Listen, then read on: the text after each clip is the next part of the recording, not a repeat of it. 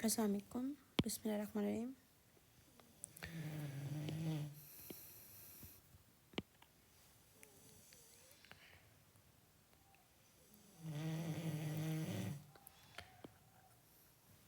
बेटा इसमें जो है ना, how hardship always resulted is like, हमेशा जो इस तरह के जो टॉपिक होते हैं ना लिटरेरी, उसमें आपने इसमें लिखते हो इंटरप्रिटेशन ऑफ स्टेटमेंट। ठीक है,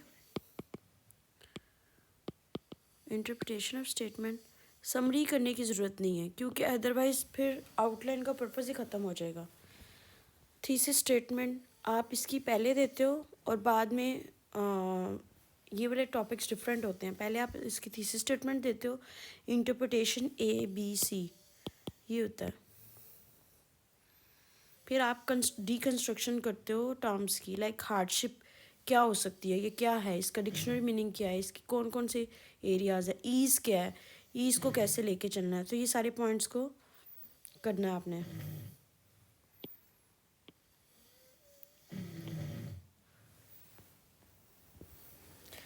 अच्छा जी, सूरा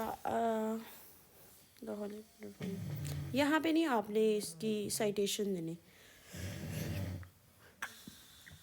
अच्छा, सबसे पहले ना आपको पॉइंट्स देने पड़ते हैं। ठीक है, ये जैसे बाप रिलीजियस पर्सपेक्टिव कह रहे, तो रिलीजियस पर्सपेक्टिव में क्या होगा, A B C D points देने। इसमें रेफरेंसिंग नहीं डालनी है आपने। पहले हमेशा किसी भी चीज़ की हिस्ट्री होती है एंड देन आप उसकी जो है ना एनालिसिस करते हो।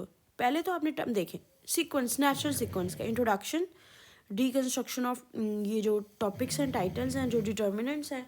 ठीक है, उसके बाद आपके पास आ जाएगा टॉपिक में आ जाएंगे A B C। उसकी अब आपने पर्सपेक्टिव बाद में बताना है। पहले आपने हिस्ट्री बतानी है, फिर आपने उसका करंट बताना है एंड देन आपने उसको जो है ना फॉरवर्ड करना है। क्योंकि यहाँ पे जो आपका इशू आ रहा है ना, आप you are just citing the references. आप उसको कुरान हदीस वगैरह की उसमें दे रहे हो जो कि रेलिवेंट नहीं है।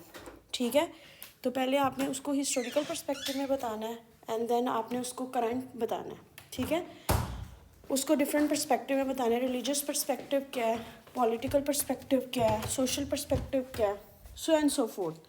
ठीक है, सो एक पर्सपेक्टिव से आपका कोई फ़ायदा नहीं होगा, आपको 2-3 पर्सपेक्टिव बताने पड़ेंगे। अच्छा जी, same goes with profit fest.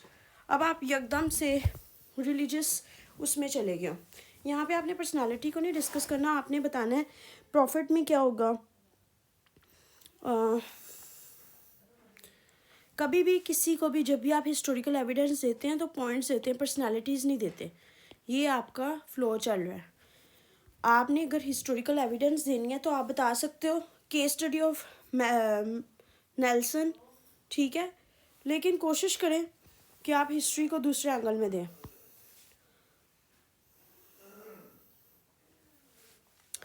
Courageous struggle क्या होती है,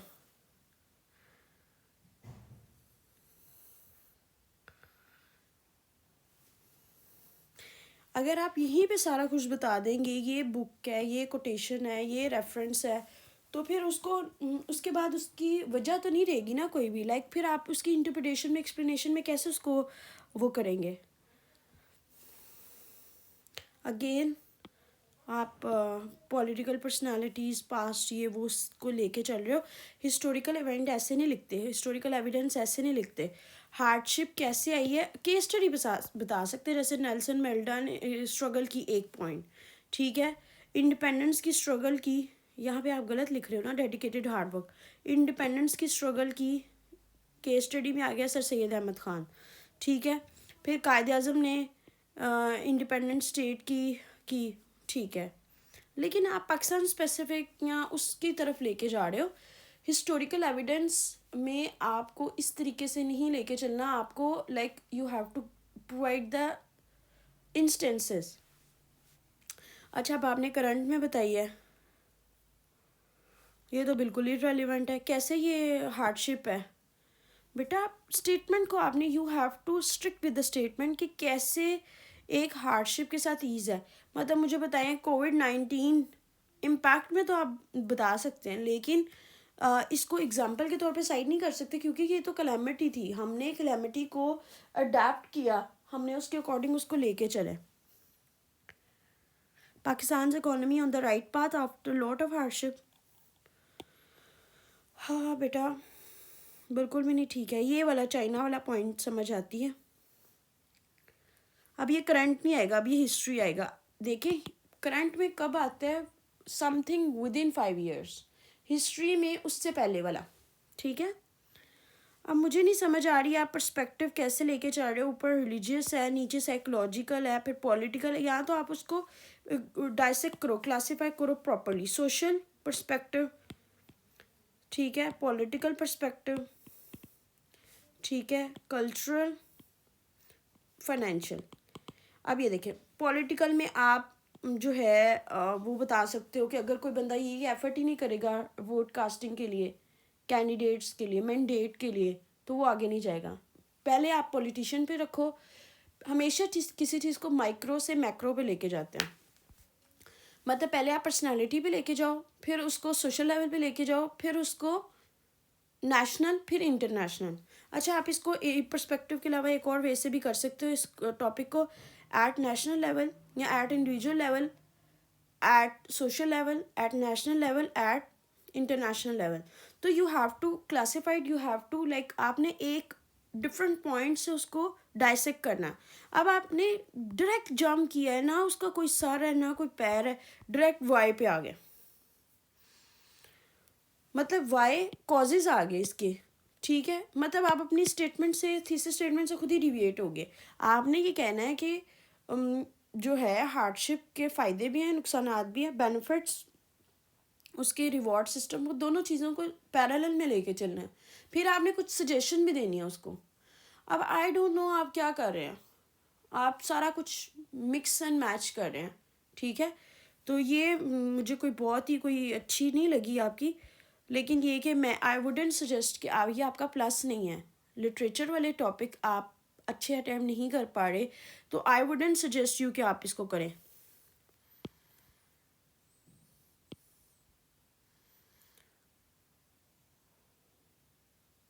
आफ्टर द डिवेस्टेशन ही होगा, from the devastation of World War II या आफ्टर इफेक्ट्स।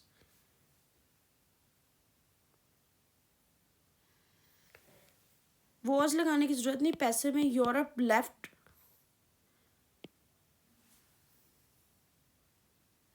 या यूरोप वॉज र्यून्ड, इस तरह अगर आपने पैसे में जाना है।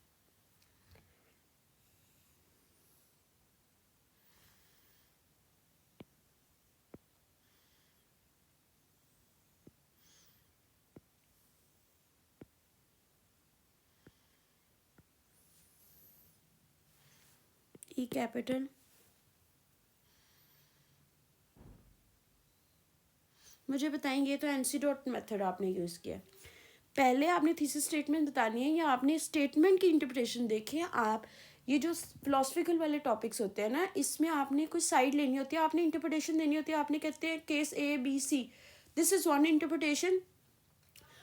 कुछ लोग मेहनत करते हैं बट उसका रिवॉर्ड नहीं मिलता। ऐसा नहीं, एक लेबर भी है, वो भी एफर्ट तो करता है बट उसका कोई रिवॉर्ड नहीं है। सेम गोज, अगर एफर्ट या हार्डवर्क जो है राइट डायरेक्शन में होनी चाहिए। ठीक है, एक केस स्टडी ये हो गई कि एफर्ट का, हार्डवर्क का फ़ायदा होता है। एक केस स्टडी ज़रूरी नहीं है ना हो। ठीक है, एक होती है कि उसमें बैलेंस, मॉडरेशन। ठीक है, तो and again it depends on the circumstances.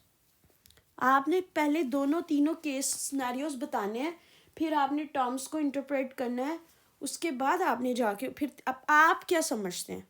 Like thesis statement ये होती है व्हाट्स योर टेक, वो सब मिस है आपका। आपने डायरेक्ट एक कहानी की तरह शुरू किया है। इस तरह के जो है जो फिलोसफिकल टॉपिक्स होते हैं उसमें इस तरीके से नहीं करते।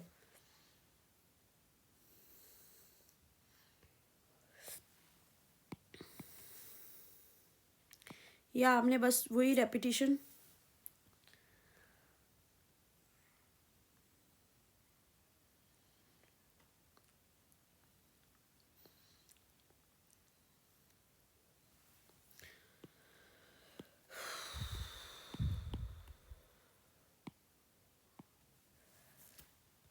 बेटा आई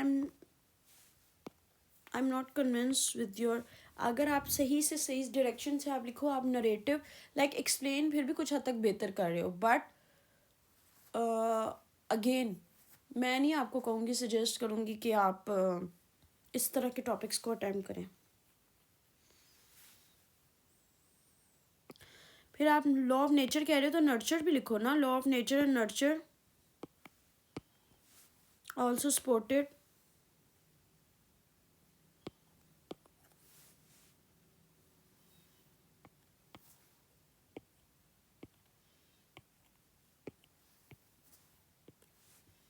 नहीं, ऐसे नहीं, आप किसी चीज़ को ऐसे प्रेजेंट नहीं करते कि इस चीज़ का कोई चांस नहीं है।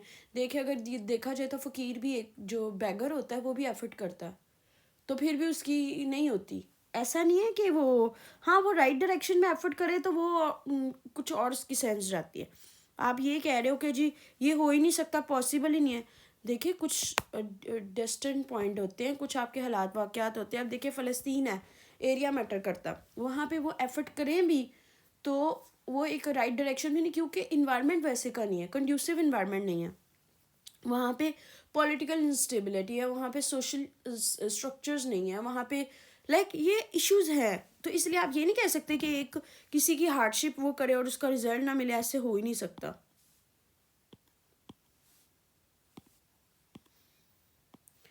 एनीवेज ये आपको 2-3 सैम्पल्स आप मेरे पेज पे जाके मैं आपको भेजती हूँ आउटलाइंस के, उसमें से देखें कैसे इंटरप्रिटेशन हुई है, तो देन कुछ इसका फ़ायदा होगा। ये मैं आपको रिकॉर्डिंग भी भेज रही हूँ। Thank you.